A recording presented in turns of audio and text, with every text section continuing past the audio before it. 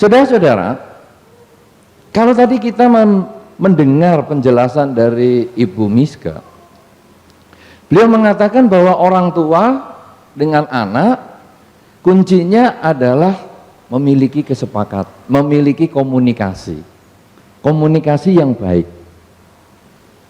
Kemudian yang kedua adalah bisa memberikan contoh. Dan itu sudah dibahas baik sekali oleh Suhu dengan menggunakan salah satu semboyan dari Ki Hajar Dewantoro yang menggunakan bahasa Jawa, cuman kelihatannya Suhu bukan berasal dari Jawa, sehingga agak membingungkan. Saya yang biasa pakai bahasa Jawa, saya agak bingung apa yang dimaksud ini tadi. Ya, padahal maksudnya Ki Hajar Dewantoro adalah ing ngarsa sung tulodo. Jadi kalau di depan sung itu asung memberikan, bukan asung itu orang Medan. Jadi sung tulodo itu memberikan teladan. Ya, ing madya mbangun karso. Madya itu di tengah. Jadi kalau di tengah bersama-sama, marilah membangun karso, membangun semangat, bukan Pak Karso tetangga sebelah. Tutwuri apa? Handayani. Ini semua orang tahu nih. Tutwuri Handayani semua orang tahu. Tapi di depannya ini kadang nggak tahu. Padahal itu 3 baris. Yang diingat hanya belakangnya. Padahal Tutwuri Handayani. Tutwuri. Tut itu ikut. Wuri di belakang. Tutwuri ikut di belakang. Handayani memberikan daya, mendorong. Nah, jadi itu lengkapnya sebetulnya. Ing ngarsa sung tulodo, ing madya apa tadi? Hah? Baru begini sudah lupa. Ing madya bangun karso. Tut wuri handayani. Nah, jadi itu tadi dijelaskan dengan baik sekali oleh Suhu, yang sebetulnya itu adalah yang disampaikan juga oleh Ibu Miska, bahwa di dalam kehidupan kita itu komunikasi, kemudian juga dengan memberikan contoh. Ing ngarsa sung tulodo. Tulodo itu teladan. Jadi memberikan contoh-contoh yang positif. Karena kenapa? Karena di dalam Dharma dikatakan tadi Ibu Miska juga menutup dengan kata-kata yang baik sekali.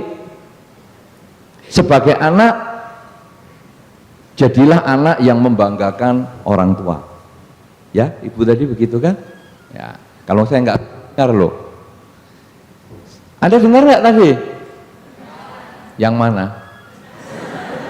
Yang mana? Yang Ibu Miska ngomong, dengar. Ada sebagian belum datang kok ngomong, iya dengar, datangnya saja terlambat. Saudara, tadi Ibu Miska mengatakan, sebagai anak jadilah anak yang membanggakan orang tua.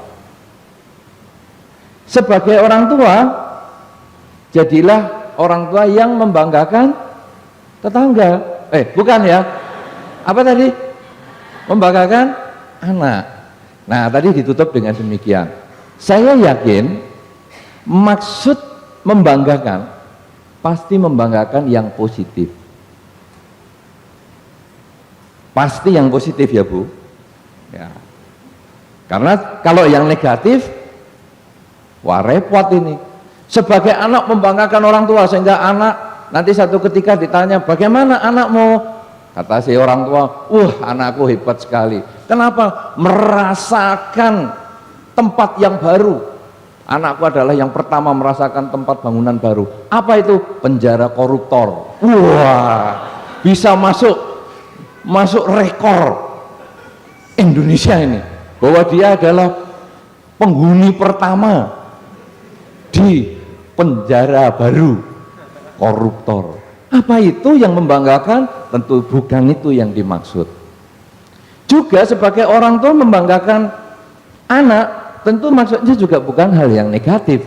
Misalnya, kamu tahu nggak bapakku? Siapa di Indonesia yang istrinya 9? Itulah bapakku. Oh, tidak ada. Tentu bukan ini maksudnya. Ya, tetapi membanggakan yang positif. Nah, saudara-saudara, karena itu di dalam Dharma disampaikan sebagai anak itu ada tiga hal, 3 jenis anak.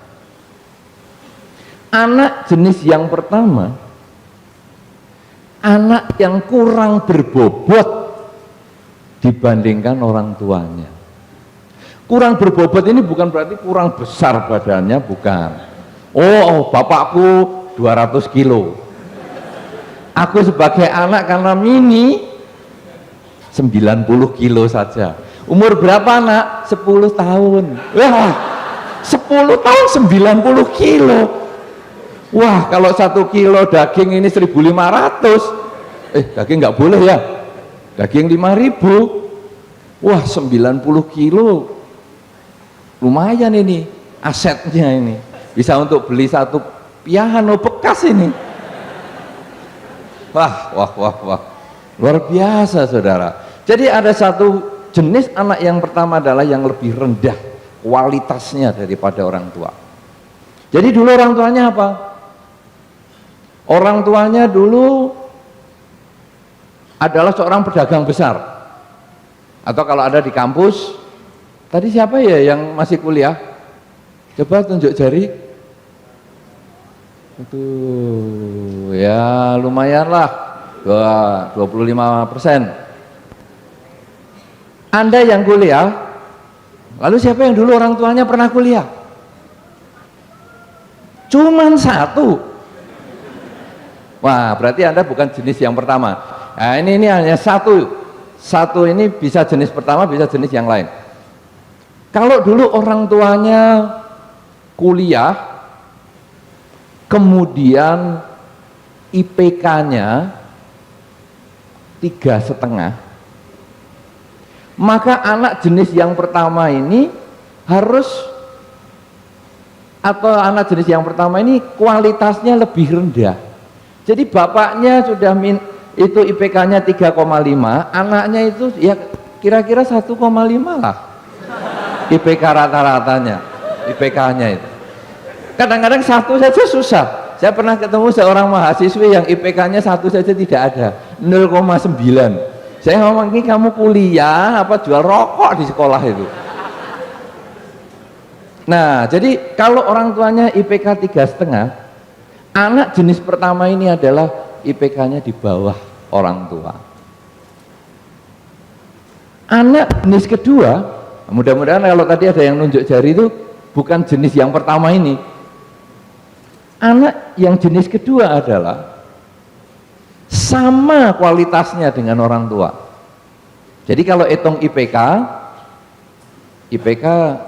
tahu tuh ya, saya sudah terlanjur ngomong beberapa menit, nanti makanan apa itu IPK? Dekatnya STNK apa ya? Tahu IPK ya? Indeks prestasi kumulatif. Ya, jadi semua ditotal hasilnya, kemudian dikali dengan kreditnya, dibagi dengan depositonya, ya, di debit kredit, nanti urusannya dengan deposito kan bingung. Nah, saudara, jadi itu biasanya IPK itu adalah kumpulan dari nilai dibagi rata-rata nilainya. Anak jenis yang kedua, kalau bapaknya 3,5, yang kedua ini kualitasnya sama. Aku ya puas kok kalau dapat 3,5 juga. Kan bapak juga cuma 3,5. Aku ya iyalah, biasa-biasa aja. Belum sampai cum laude, belum apalagi summa cum laude. Sudah, itu adalah anak jenis kedua. Anak jenis ketiga beda. Dulu bapak berapa IP-nya? 3,5. Payah nih. Loh kenapa? Kalau saya sih 4 kok. summa cum laude. Wah, bapaknya happy. Kenapa? Karena ini anak yang melebihi orang tua. Nah, saudara-saudara, tentu apa yang disampaikan oleh kedua pembicara tadi adalah tentang bagaimana mendidik anak supaya lebih daripada orang tuanya. Lebih maksudnya tentu lebih baik. Ya, kita konteksnya di sini tidak ada yang lebih jahat, lebih buruk, lebih jelek, tapi yang ada lebih baik. Ya, jadi jangan Anda terus ngomong, ya aku kan sudah lebih Bante, bahwa dulu bapakku nggak kuliah, sekarang aku SMA aja nggak lulus Bante, berarti kan aku lebih. Bukan itu ya, ini ingat konteksnya ini dulu. Nah, saudara-saudara, apa yang disampaikan oleh pembicara tadi, dua-duanya tentu berbicara tentang bagaimana meningkatkan kualitas generasi berikutnya ini supaya menjadi lebih baik. Ya, kalau tadi dikatakan oleh Ibu Miska bahwa dengan komunikasi yang baik, dengan contoh-contoh yang baik, tentu ini diharapkan menjadi generasi muda yang baik juga. Kemudian kalau tadi dikatakan oleh Suhu bahwa di dalam Dharma disampaikan bagaimana anak itu harus dididik oleh orang tuanya, ya, dengan diajarkan kebajikan, dihindarkan untuk melakukan kejahatan dan lain sebagainya. Itu tentu supaya anak menjadi anak yang lebih baik.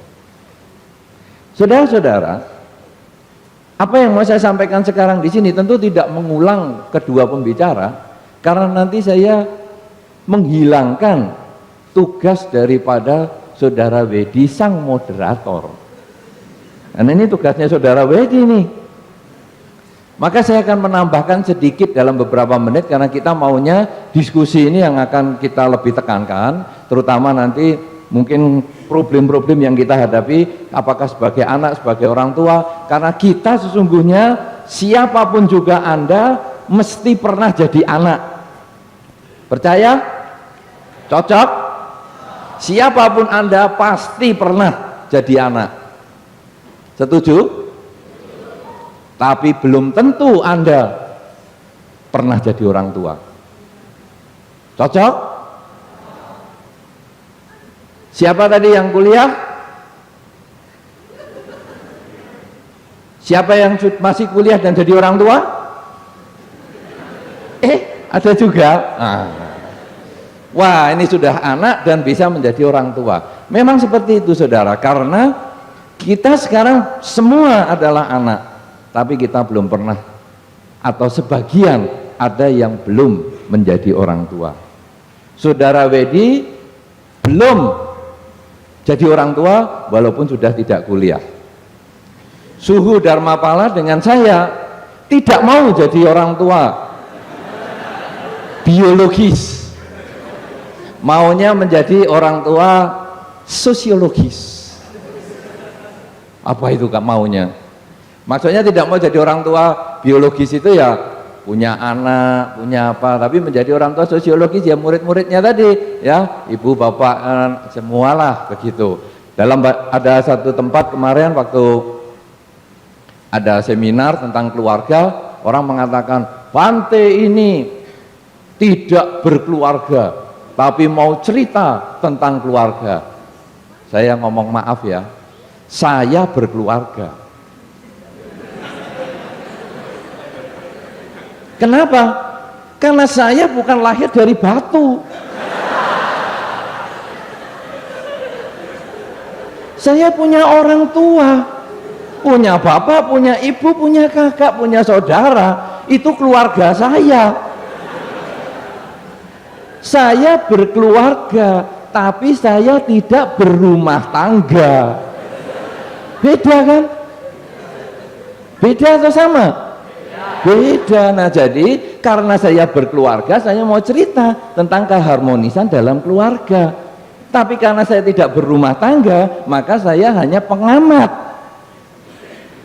kehidupan rumah tangga, tapi saya bukan pelaku rumah tangga. Saya hanya punya rumah dan tangga.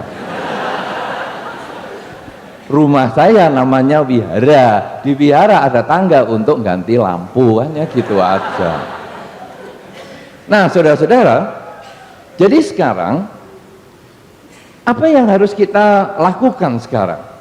Bahwa kalau tadi kedua pembicara sudah menyebutkan tentang inilah cara-cara untuk membangun anak yang baik ataupun orang tua yang bertanggung jawab. Tadi Ibu Miska sudah membahas dengan baik sekali dan Suhu Dharmapala juga sudah sangat bagus sekali. Saudara-saudara, yang sekarang mau saya tampilkan di sini adalah kenapa kita harus membangun generasi yang bagus. Karena beberapa orang mengatakan anak itu tidak usah dididik, nanti bisa-bisa sendiri. Wah, kemudian ada sebagian malah sombong, ini aku dulu aku itu tidak pernah orang tua ngajari aku begini begitu, tidak pernah. Toh buktinya hidup juga, bisa makan juga lewat mulut.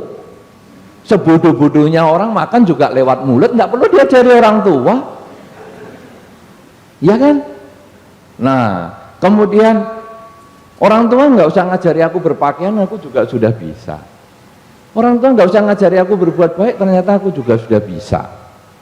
Nah, saudara-saudara, kenapa sekarang ada tugas-tugas secara psikologis tadi dijelaskan, orang tua harus begini, anak harus begitu.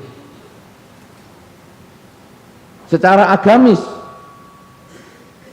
buddhistis dikatakan oleh Suhu Dharmapala, tugas orang tua kepada anak begini, tugas anak kepada orang tua waktunya tinggal 10 menit. Ya toh Suhu, tadi kan mau dijelaskan begitu, saya sudah dengar baik-baik. Loh, penjelasannya waktunya tinggal 10 menit. Waduh, meleset dah yang saya mau dengerin. Nah, saudara-saudara, kenapa sekarang kita harus begitu? Saudara lihat baik-baik. Kalau sekarang di tempat ini misalnya ada tanaman semacam ini, ada bunga, ada daunnya. Orang tua dan anak itu kalau kita mau lihat secara alamiah, kalau tadi psikologis, buddhistis, lah ini naturalis, supaya sedikit beda lah maksud saya itu. Saudara, kalau kita lihat pohon, batang pohon itu adalah orang tua, cabang pohon itu adalah anak, tunas itu adalah anak. Saudara yang langganan majalah pepohonan tentu tahu bahwa kalau sekarang ada tunas itu adalah sesungguhnya adalah anak dari pohon itu. Sehingga kalau kita potong kemudian kita rawat dengan baik, ditebarkan di tempat lain, dia akan tumbuh lagi. Ya, kan begitu kan? Bisa bayangkan? Pernah lihat pohon? Karena belum tentu loh. Sekarang kasus-kasus di kota itu ayam saja belum pernah lihat. Ayam lihatnya di mana? Di televisi, Discovery Channel. Sehingga kadang-kadang orang konsepnya kucing, kemudian tikus bisa naik sepeda motor. Ya, karena nontonnya di televisi Tom and Jerry. Nah, saudara-saudara, kemudian kita lalu berpikir pohon itu batang adalah orang tua kita, cabang ini adalah anak. Anda perhatikan baik-baik, cabang itu walaupun kecil, dia memiliki seluruh kualitas batang pohon yang besar. Tanpa pencangkokan, kalau batang pohon ini mangga, maka pasti cabangnya apa itu? Cabangnya pasti apa? Batang mangga, bukan mangga. Karena tumbuhnya mangga itu setelah ada bunganya dulu. Ini mana ada batang pohon langsung mangga? Ini jelas belum pernah lihat tanaman kok. Nah, saudara-saudara, jadi ini batang pohon mangga. Hati-hati, makanya kalau jawab hati-hati, dengar pertanyaan baru jawab. Ini butuhnya komunikasi. Maka matakan saya lihat dulu yang ngantuk-ngantuk di bagian mana, kan saya amati dulu supaya ngantuknya hilang. Ya. Nah, jadi sekarang kalau di sini ada batang mangga, batang pohon mangga, maka kemudian tunasnya ini adalah tetap tunas pohon mangga. Tidak mungkin tunasnya itu pohon durian. Oleh karena itu secara alamiah tunas ini membawa seluruh sifat yang ada di pokok batangnya. Dan pada saatnya nanti tunas ini akan menyambung kehidupan dari pokok batangnya. Oleh karena itu saudara, kalau pohon memang tidak mengajarkan apa-apa, dia diam saja, dia menyedot makanan yang cocok, maka akhirnya tunasnya ini nanti akan tumbuh sesuai secara alamiah. Kulitnya sama, kemudian batangnya kekerasannya sama, kemudian daunnya sama, buahnya sama. Tidak bisa buahnya itu kemudian balelo, tahu balelo, menentang alam. Ini mangga, kemudian ini batangnya ya batang pohon mangga, kemudian daunnya juga tapi keluarnya langsung buah durian. Tidak mungkin. Nah, senakal-nakalnya anak sebetulnya dia tetap punya kualitas orang tuanya. Sehingga kalau orang mengatakan anak ini nakal nih, anaknya siapa? Oh, pantas bapaknya itu. Tidak mungkin lewat. Karena itu tadi Suhu sudah mengatakan bahwa dibacakan tadi tugas anak itu adalah menjaga nama baik orang tua. Kenapa? Karena batang ini tetap tidak bisa lepas dari pokoknya. Secara alamiah tidak ada pendidikannya, tetapi secara manusiawi, kalau tadi dikatakan pohon tadi menyerap sari-sari tumbuhan, sari-sari tanahnya untuk tumbuh, maka sekarang sari tanah ini adalah hal-hal yang dipilih oleh orang tua untuk cocok kepada anaknya. Maka tadi dikatakan oleh Suhu juga, memilih hal yang baik, memberikan anak hal yang baik dan memisahkan anak hal yang buruk. Tadi dengar nggak penjelasan Suhu seperti itu? Dengar nggak? Enggak. Dengar enggak? Jangan bohong loh, ini di depan Suhu loh. Narasumbernya belum beranjak dari tempat duduknya loh ini. Dengar nggak tadi? Nah, mengajarkan yang baik dan buruk, kalau ditanya lagi, baik menurut siapa? Karena baik di sini belum tentu baik di sana, buruk di sini belum tentu buruk di sana. Nah, inilah pemilihan yang kalau dalam tumbuhan menyerap sari tanah itu yang sesuai. Kalau teratai menyerap dari lumpur, tapi kalau pohon mangga yang menyerap dari tanah. Pohon mangga dicelupkan air, dia tidak akan hidup. Dan kalau batangnya nggak hidup, anaknya juga nggak hidup. Oleh karena itu pemisahan baik dan buruk ini nilai moralitas. Kemudian kalau di dalam Dharma dikatakan yang baik itu adalah ketika Anda melakukan dan Anda tidak timbul penyesalan jangka pendek maupun jangka panjang. Sedangkan kalau hal yang buruk, ketika Anda melakukan, Anda sudah akan kepikiran terus. Seperti ngerpek misalnya, nyontek. Saudara mahasiswa, nyontek.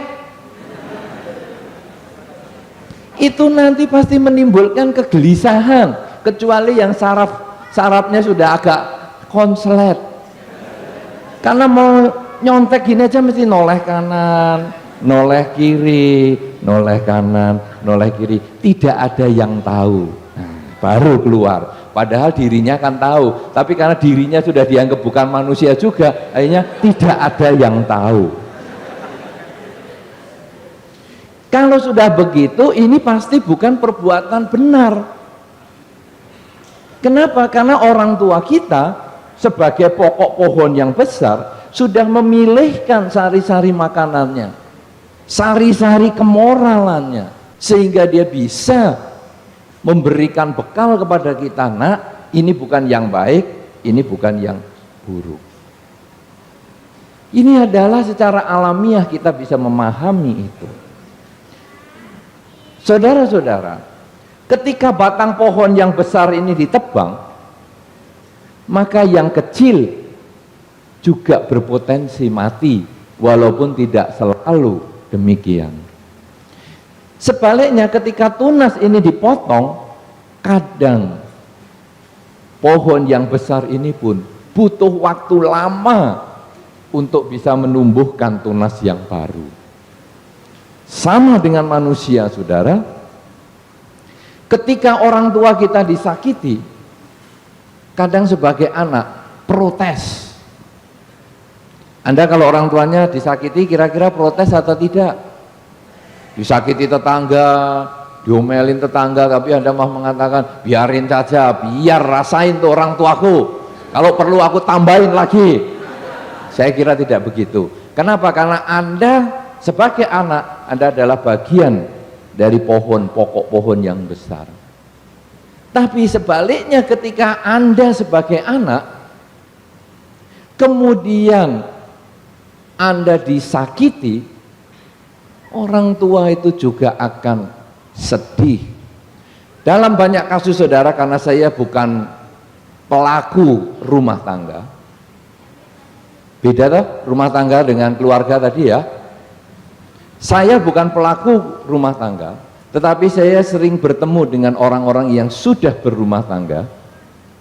Mereka mengatakan, Bante, saya kalau marah, saya emosi, saya pukul anak saya, tapi akhirnya saya menangis sendiri. Pernah pengalaman seperti itu Anda jumpai? Pernah? Ya, pukul sendiri, dihajar sendiri sampai benjol kepala anaknya, dihajarkan dengan pintu, tapi akhirnya orang tuanya menangis sendiri. Kenapa, saudara? Karena ini adalah batang pohon, sebagian dari dirinya ada di situ, sebagian dari anak ada di dalam orang tua. Karena itu ketika orang tua menyakiti anak, kecuali mereka yang memang sudah berubah cara berpikirnya, dia akan menderita sekali. Tapi kalau yang sudah berubah cara berpikirnya, alias punya kelainan jenis apa nanti tanya kepada Ibu Miska, itu yang akan bahagia di atas penderitaan anaknya. Rasain tuh saya tendang, rasain tuh saya gampar, rasain tuh saya bacok, rasain tuh saya pecel. Itu adalah orang tua yang kelainan. Tapi kalau orang tua yang normal-normal, dia merasa ada sebagian dari dirinya yang nempel di anak. Kalau sudah demikian, saya tidak ingin menyakiti anak saya, tapi saya akan mengajarkan dia untuk menjadi lebih baik. Dan saya juga tidak ingin dunia luar menyakiti anak saya. Karena itu saya ajarkan anak saya tata tertib, disiplin, sopan santun, seperti makanan yang diserap oleh akar-akar batang pohon yang besar. Saya pilihkan jenis yang tertentu supaya anak saya menjadi bisa bertahan di dalam masyarakat. Demikian pula saya turunkan beberapa aturan-aturan kemoralan, aturan-aturan dasar di dalam keluarga, aturan-aturan dasar di dalam hidup bermasyarakat, supaya anak saya mampu bertahan di luar sana ketika dia harus bergaul dengan orang lain. Makanya, saudara, ketika tadi misalnya dikatakan oleh Ibu Miska, ada satu contoh tadi, yang orang tua dikasih mangkok yang tidak mudah pecah karena tangannya sudah goyang terus, sehingga daripada mangkoknya pecah, daripada makanannya bertebaran kemana-mana, kemudian dikasih posisi tempat yang lain. Saudara-saudara, anak kecil itu mendidik orang tuanya, karena perilaku seperti itu tidak layak diterima di masyarakat luar. Mungkin hanya pantas dalam keluarga sendiri, tapi tidak pantas sebagai anggota masyarakat. Nilai-nilai seperti inilah Karena anak dan orang tua adalah satu kesatuan yang tidak bisa dipisahkan, maka sesungguhnya anak dan orang tua saling mengajar, saling mendidik, saling belajar. Maka kalau tadi Suhu sudah menutup pembicaraannya dengan 2 menit korup tadi, katanya Suhu kan korupsi mau 2 menit lagi. Nah, saya tidak tahu nih sudah berapa menit juga kelebihannya. Ajar terus karena jam saya sudah pas rusak juga. Jadi tadi kan Suhu menutup dengan 5 peranan tadi.